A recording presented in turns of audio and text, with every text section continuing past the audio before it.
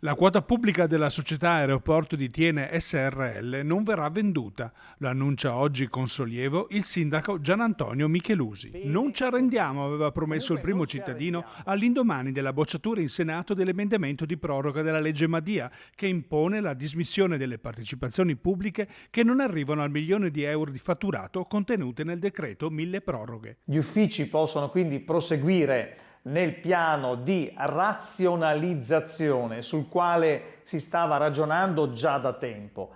La proprietà della società dunque è destinata a restare al comune di Thiene. Sarebbe dunque stato sventato il rischio di svendita a privati di quote di una società sana che fa utili, definita da molti un gioiellino, oggetto nel corso degli ultimi anni di numerosi investimenti non solo economici da parte dell'amministrazione comunale. L'annuncio ufficiale verrà dato nei prossimi mesi con ogni dettaglio, quando tutta l'istruttoria sarà completa, ma credo sia corretto anticiparla. La proposta di emendamento al mille proroghe rientrava fra l'altro tra le azioni messe in campo proprio per salvaguardare il nostro gioiellino societario. Tra l'altro anche altre importanti realtà territoriali dipendono da una situazione molto simile a quella di Thiene e mi riferisco al comune di Grisignano di Zocco, impegnato